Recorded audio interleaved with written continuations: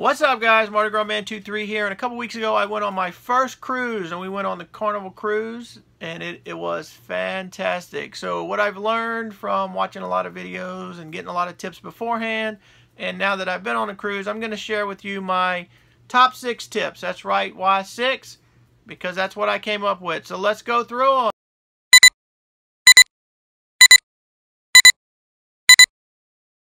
Alright guys, so the first thing you're going to do when you get on the ship is you're going to have your phone, and this is tip number 6, by the way.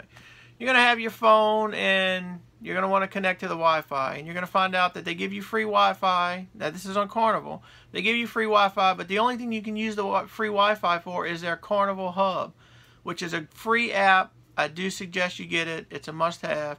It keeps up with all the actions that are going on the cruise ship the whole time you're there. Tells you when the dinners are, what's on the dinner menus.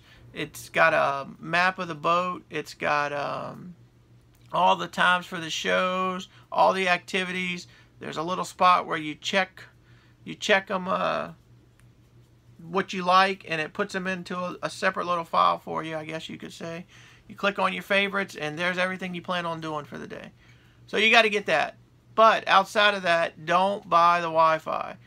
Why would you not buy Wi-Fi? Well, first of all, it's really expensive, and the best thing about a cruise vacation is a complete disconnect. You're out on the international waters, so if you want Wi-Fi, you're going to have to pay for it. It's pretty pricey, but you don't need it. You're on vacation. You can do a complete disconnect from social media. You get rid of Facebook. You don't have to Instagram. You don't have to get text messages. You don't have to get phone calls. You're free from all of that, so just do a complete disconnect from social media.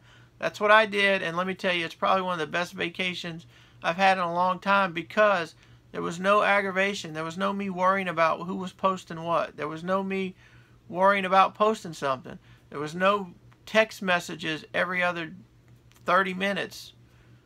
You're on vacation, so enjoy it. Don't buy the Wi-Fi. Alright guys, so that was number 6, so let's talk about number 5. Number 5 is going to be a simple one, but it's don't skip the dinners. Now you hear a lot of people talking about the dinner services or what they have to wear to dinner. I found it was more like business casual. I mean, I even wore shorts, nice shorts, almost every night except the formal night when I wore a nice pair of slacks. But it's not as formal as you would think. But don't skip it. Don't go to the buffet. You can have the buffet for lunch. Do schedule yourself an early dinner. An early dinner on the Carnival ship was at 6 p.m. Why early? Because if you want something to eat later on, you can always find something else on the ship to eat. There's a pizza place that's 24 hours. There's always something going on. So if you do the early dinner, you can do the shows after the dinner, and then if you still want to eat, you can eat after the shows. So why not do that? I mean, at the dinner every night, we made it every night. Every night I ordered 2 appetizers, 2 entrees, and a dessert. If you eat it all, great. You can order more. If you don't eat it all, at least you have a chance to try it.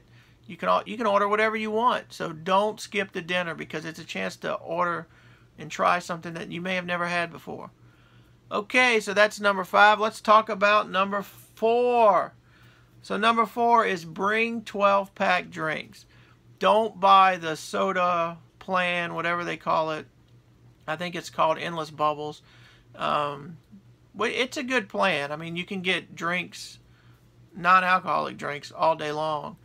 The problem with it is if you want a Coke, you have to go to the bar and order a Coke. There's no fountain drinks anywhere except at the bar. So every time you wanted a Coke, in which we bought them, and I don't think I'll do it again, is my wife, I know, didn't get her money out of it. I did, probably.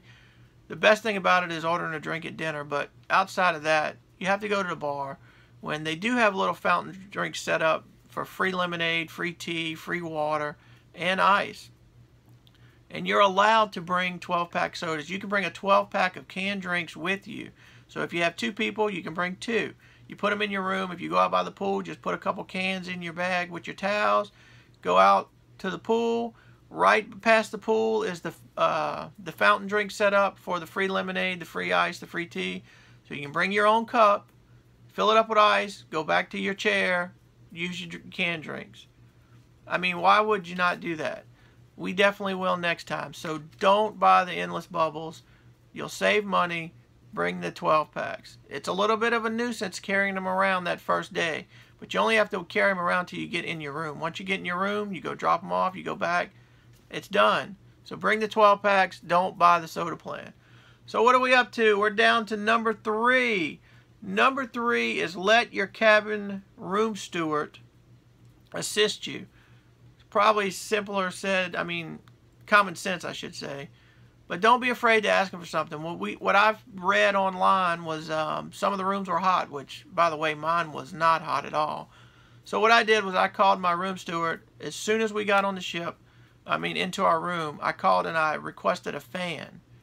And, you know, it was later that evening or that night before we made our final stop back. The fan was in my room.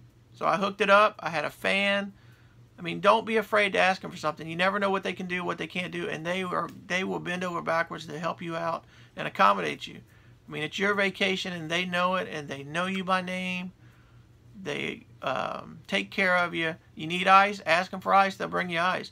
You need your bottle of champagne that you're allowed to bring on board and a bucket of ice? Ask them. They'll do it. If you don't drink it, guess what? The next night, they'll refresh your ice.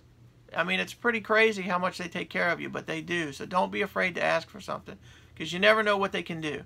And they'll try to help you any way they can. So that was number 3, I think. So number 2. Number 2 is be careful with your card. And this probably should be number 1, but we're going to call it number 2. When you get on the ship, you get your little card, and it's basically like a little credit card. It has your name on it, your account number, and the magnetic stripe on the back. Everything you buy on the ship, you buy with this card. So if you go to the gift shop, or what they call them fun shops, you go to the fun shop and you see a shirt you want, slide your card. You go to the bar and you want a drink, slide your card. You go play bingo, you want to buy your bingo cards, slide your card. So before you know it, you've slid your card all over the ship, and those fees add up. You don't even realize what you're spending until you check your bill. Which, make sure you check your bills every day. There's a little cubicle. You can check it. We looked at it once a day. One time we had a double charge on there. Went to the guest services desk.